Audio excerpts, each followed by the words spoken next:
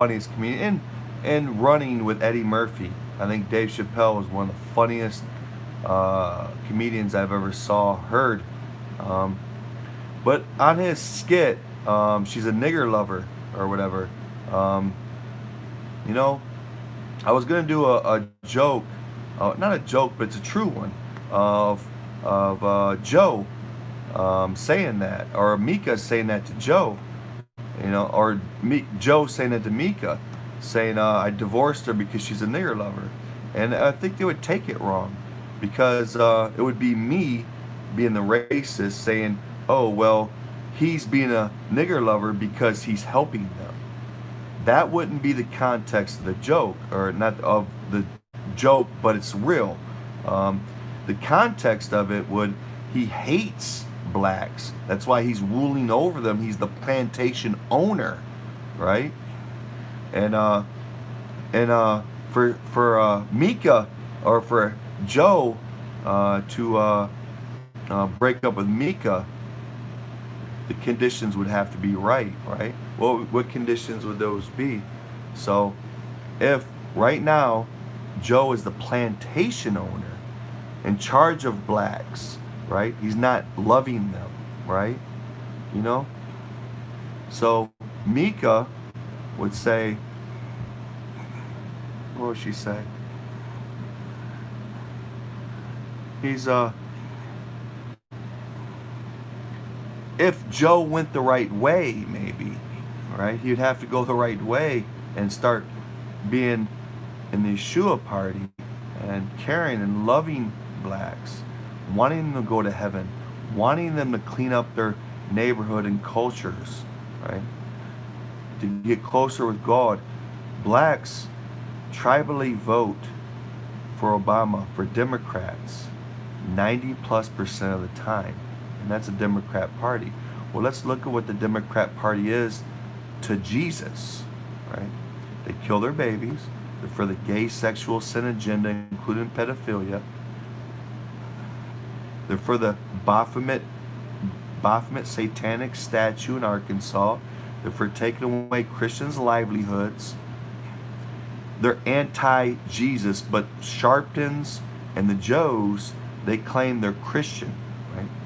But actually what they are is racist. Now, Sharpton is in it for the money. And I'm sure if he would have went the wrong way, Obama would have had him with the lowest learner IRS, right? That's how he trapped a lot of rich and famous people. Obama through the IRS. The IRS to rich people are like thugs to poor people. Like, I mean, hardcore thugs, strong, tough thugs. That's what the IRS is to rich people, right? So,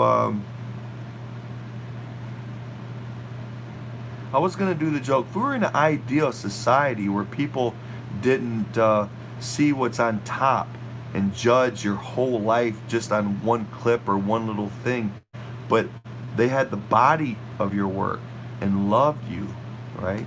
They love cross race, interlay race, whatever. Just love each other. Love your neighbor as yourself, right? You could do jokes like that and they're funny, right?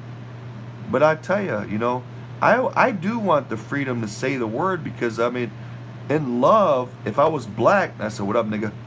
That's kind of, you're my brother. I love you. I want the freedom to not get kicked and hit with shit. The comical freedom to do stuff, and if it's done in love, if it's absolutely done in love.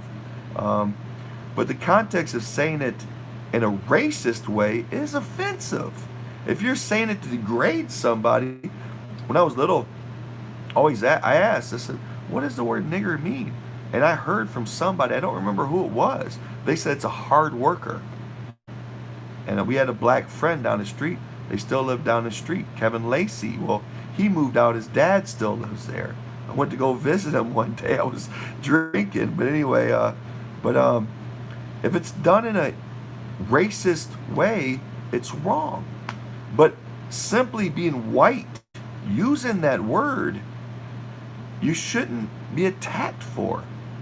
If you're using it in a good context to prove a point or educate. right? Or to say, you're my brother, I love you. Some whites get the race card where they can just say, what up, nigga? What up, bruh? You can fit in. And they're not doing it racially. They're doing it in love and camaraderie. But, Joe, man, you disappoint me, man.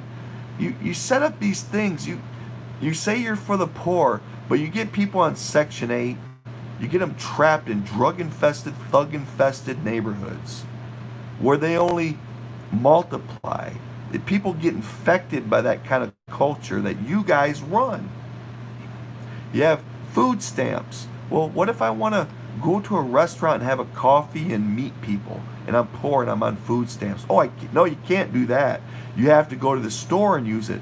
Well, why all these rules? Why do we have to go by these government rules? You don't trust us as poor people? We can't use the money how we see fit? We're poor. We might need the money in some other area. I think that we should get rid of Section 8, get rid of EBT, liquidate them, get rid of the overhead, get rid of the funds that politicians dip into when no one's looking or they can hide it. Get rid of all that and pay an hourly subsidy, right, for low-wage workers, so they can use the money however they want. They can save it. Look, I'm a poor person, so they gave me Medicaid, Medicare to pay for my mental health, whatever that is.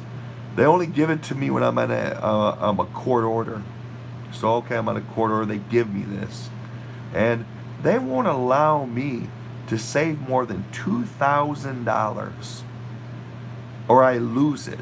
And they won't allow me to lose it because it has to pay for my mental health, whatever they call that.